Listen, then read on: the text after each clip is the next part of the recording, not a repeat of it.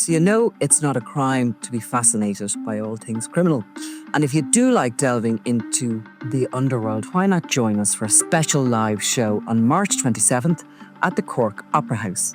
We'll be talking about the making of a cartel and all the wild and crazy stories that happened along the way. So why not join us for this special live show? Tickets from corkpodcastfestival.ie. I was looking at this story this week and I was wondering why it had escaped me, because it is kind of pretty sensational in a way. And of course then I realised it was only in December that the former Fine Gael councillor and the Cathaoirleach of Cavan County Council was jailed for 2 years and 9 months for stealing an amount of money from a housing charity, which is really significant. And obviously the sentence reflects that, over €170,000. Now, Sean McKiernan has had such a fall from grace. Yeah. He's in prison and he has now been banned, disqualified from acting as a director of any company for a 5-year period. And that's to reflect his actions? Yeah, I mean, it's probably the least of his worries, to be honest. But when you're when you're convicted of those sort of offences, which is a fraud on a company, you get an automatic disqualification, I suppose. Yeah. Like a councillor, right? So they don't earn a massive amount of money. I think it's mainly sort of an expenses driven thing. And a lot of councillors, like local councillors, will go into politics because they want to end up in the Dáil. They get their experience. But whatever else, it is a sort of a figurehead. I mean, the Cathaoirleach, the chair of the local county council, I mean, they're the kind of the local Lord Mayor essentially, really, and they're wheeled out to all the events and the schools and everything. Yeah, I mean, he was a relatively young man getting that position in his 40s. So it's a position of status, really, isn't it? Yeah, and it's kind of, especially if you're there at a certain age, you might be considered to be on the road to the Dáil, and you know that you're a sort of bright young thing of the party. Yes. But yeah, it's a spectacular fall from grace. And it's largely cocaine addiction that's been the fault behind it, or certainly that's what the court has been told. Well, certainly, like he seems to, I mean, he absolutely, it's not seems to, he spent the money on two things, which is male escorts and drugs, including liquid ecstasy, crystal meth and cocaine. So, I mean, it's a big sum. I mean, he was convicted and pled guilty for the theft of 172,000 from the Navan Mental Health Housing Association. Yeah. That's over a year period. I mean, that is a lot of money. I mean, that is a lot of drugs and a lot of escorts, if you want to look at it that way. So he pleaded guilty to 9 sample charges relating to the theft, and he'd already admitted 2 counts relating to another theft. So the court heard there was 58 cheques made payable to 33 individuals to this Navan housing charity. And they were lodged into 32 bank accounts in 22 different branches, right? Yeah. And those cheques range from €700 to €6,000. So McKiernan had taken over running this association, this housing association, in 2013 and 14, when its original founder became ill, I think, and he assumed the role of treasurer and secretary. Yeah, and look, some of these local organisations, they're not going to have the sort of the massive oversight that you would get in a huge organisation. So a lot of it sort of depends on, there'd be a double check where somebody would have to sign a check. Some of these people seem to have been elderly, ill, and McKiernan would sort of arrive at their home and ask them to sign a check. Yeah. Them sort of basically one step away from it. But obviously the money was not being spent as it was intended, to say the least. So basically the association's accountancy firm made some queries about 2 cheques that had been signed around the March of 2019. Yeah, because I think obviously when you're talking about a housing charity, individuals would get a cheque. So if you came to the charity and you were in a position of hardship. Yes, these rent arrears or whatever. Yeah, so you might get a cheque of €1,000 and your name will be on it. So that's where the fraud arose, was not that he was putting that money into his account, but that he was paying, and it describes them as mostly South American men, this money, but that it wasn't for housing, let's put it that way. So he appeared in court and pleaded guilty there before Christmas, and he has been in Mountjoy jail. He's in the Midlands, I think. He's in the Midlands. He's been held in one of the wings that would house people that might be vulnerable in the general population. For example, if maybe some of the sex offenders or some of the people that sort of middle class wife killing types. But yeah, it's a dramatic fall from grace. I mean, we actually had an interview with one of the escorts who contacted us. And you could, he shared some of the messages, very much out of control. So what did he to say? McKiernan about the escort. Yeah, the escort basically described getting one of these checks, but he also said that McKiernan, his claim was that McKiernan duped him out of one of the payments as well, and that was one of the reasons that he had fallen out with him. But he said that he was booked by McKiernan for an orgy, that he received a payment through a faked electronic fund transfer, basically on behalf of this charity, that he smoked crystal meth throughout the night, McKiernan, and that then they had a falling out over the payments, and McKiernan then threatened to go to the guards and threatened to kill himself. It was all very out of control, and some of these messages were paid for us. Now, it's possible to have some sympathy for McKiernan in that he obviously was not well and was sort of addiction problems. The other ones that made statements said they'd all come into contact with him through dating apps, and that he paid them for their services as escorts, but also to obtain the drugs for him. Yeah. I mean, he obviously got totally out of control, but I think the bit that's, harder to understand, it's not the fact that he was paying escorts, which obviously is still illegal, or even taking drugs, which is also illegal.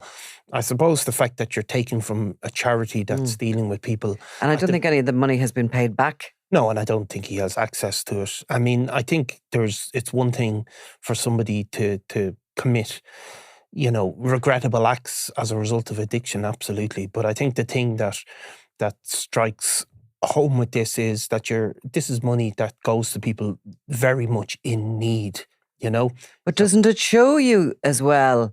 Of course, there's the charity aspect of it, and it's desperate that the charity was defrauded and all those people that really actually needed help with their housing. Yeah. But you see the level of money and debt you can build up with those kind of, I suppose, out of control, addictive.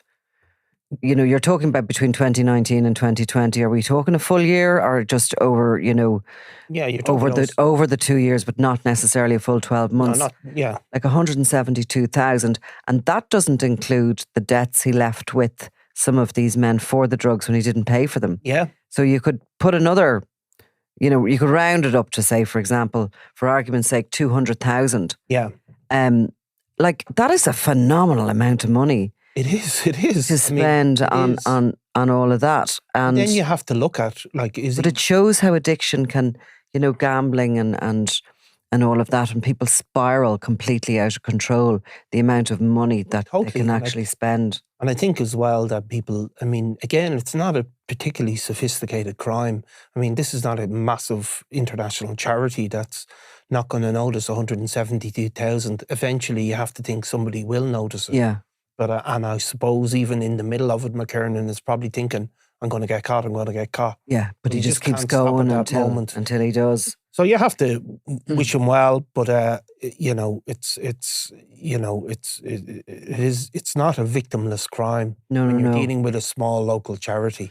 It's not to suggest that there are better crimes, but it's not robbing from some sort of multinational organisation. Right. Okay. Well, we'll leave that at that. Thanks a million. Thanks, Nicola. If you're a crimeworld.com subscriber, you've probably already binged on our latest exclusive podcast series, The Regency 10 Years On, from the hit that changed gangland forever. This 6-part anniversary special revisits that fateful day when David Byrne was shot dead at the Northside Hotel, igniting a bloody feud between the Kinahan and Hutch gangs, one of the deadliest rivalries in Irish history. Here's a taste of the new series, exclusive to crimeworld.com subscribers. So that Friday was one of those really quiet days. everybody, we all knew that Daniel Kinahan was in Dublin for the Clash of the Clans boxing weigh-in. At least we knew he was due into Dublin the next day. That Clash of the Clans bout match had been heavily advertised. But the day itself there was just little going on.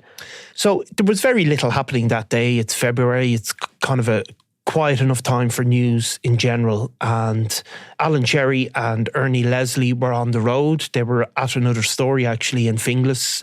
What was that? Do you remember? Well, it was one of these classic sort of district court stories where a guy had, I think some teenagers had thrown stones at his car and he got out and slapped the teenager. Always great kind of human stories because some people feel sorry for the teenagers and some people don't.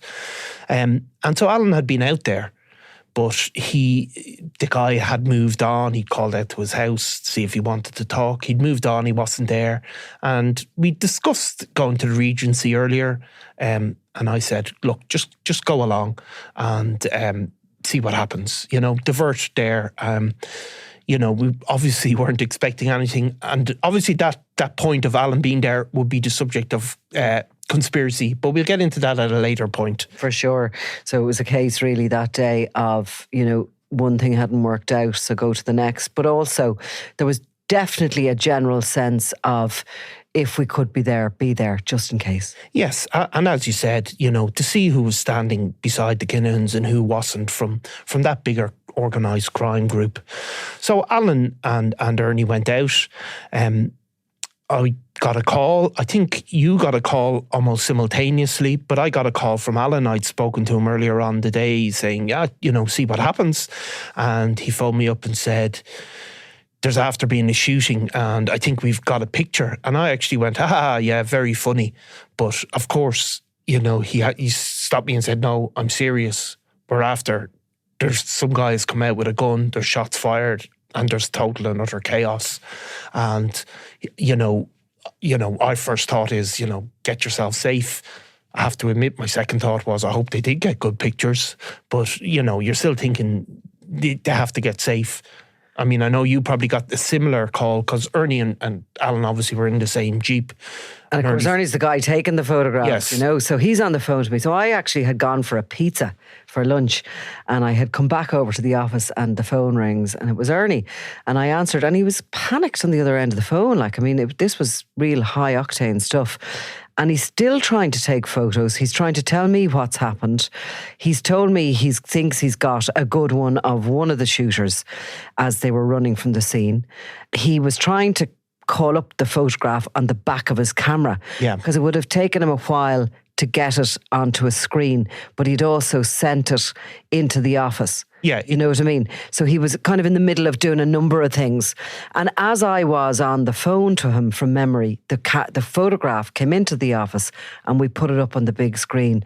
And it was clear to see that this wasn't just one of the shooters as he suspected, but it was two. One of them was dressed as a woman. Which is, of course, there was also this confusing story about guards coming in with weapons, and obviously we know now that they weren't ERU guys, they were guys dressed as them. But Alan was telling me this, there was talk of these guards, and then obviously there was, the crowd fleeing from the scene. So it was all confusing. But as you said, Ernie had taken a picture of the back of his camera. People will know what the photographer's cameras look like, and they have a little digital screen. So you don't see it in great detail. But we knew this is a once-in-a-lifetime photograph has been gotten. Yeah, as soon as it came in. And of course, look, the newsrooms aren't as busy as they used to be. They used to be very busy, buzzy places with phones ringing everywhere. And it felt like a proper newsroom that day. I remember everybody's phone was going. People were hearing little bits about it. The news was starting to break about it. And of course, we were there sitting in the office with this photo.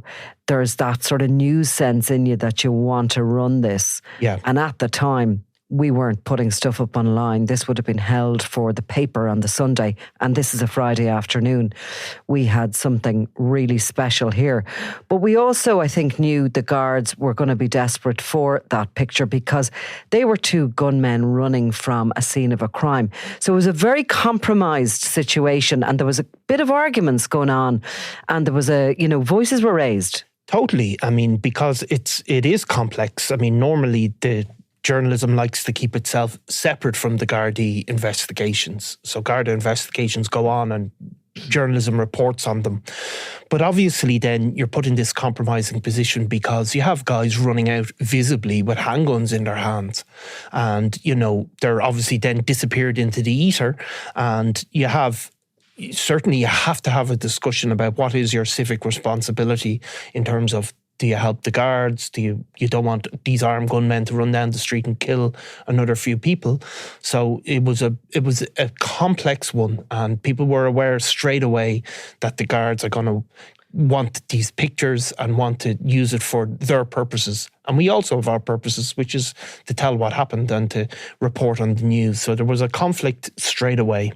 From my memory, as the afternoon went on and I was talking to contacts and to other people who were involved in crime journalism, etc., it became apparent that there were no guards at the weigh-in. That in actual fact, the guards didn't seem to be there at all. They were called literally by the hotel and had arrived in response to what had already gone on. Of course, David Byrne had been shot dead in the reception of the hotel.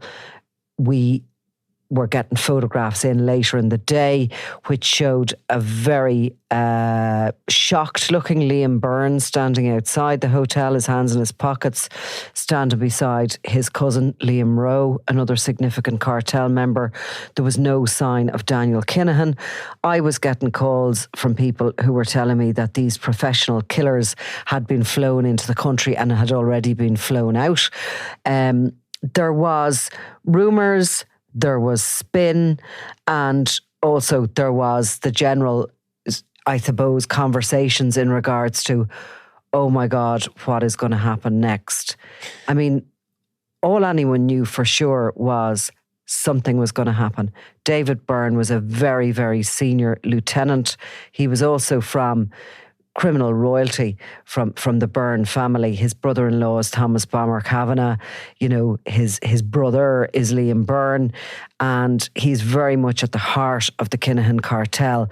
We knew from the beginning that this attack had occurred as part of the rivalry between the Kinahan and Hutch factions of what was once the one organisation. And I think everybody was really trying to predict what this might lead to, but nobody could have guessed. Nobody could have guessed. And of course, those rumours straight away went around. It was straight away focused on the Hutch gang. But at this time, if you remember, while there had been other incidents, for example, an attempted hit on Jerry Hutch in Lanzarote, those incidents weren't always public. People were straight away thinking this isn't the type of normal organised crime operation. They were looking at the weapons, saying, is there a paramilitary organisation involved here? Nobody knew fully. And of course, what people did fear straight away was, no matter what, people knew how big and how powerful the Kinahans had become, and the likelihood of them not striking back was inevitable. That blood was going to flow. That bit absolutely 100%. But at that very early stage, I recall contacts of mine suggesting that the Hutches were an army. Did they have the backing of the dissidents? Was this going to, were they going to be very heavily armed because of that? They had contacts in the north. It was like as if people were trying to size up how two Premiership teams were going to play against one another. That's what it felt like. You've been listening to an extract from The Regency, 10 years on from the hit that changed gangland forever. Visit crimeworld.com and subscribe to hear the full series now. And you'll also get exclusive access to our other podcast deep dives on the Dapper Don, Christy Kinahan, Thomas Bomber Kavanagh, and more.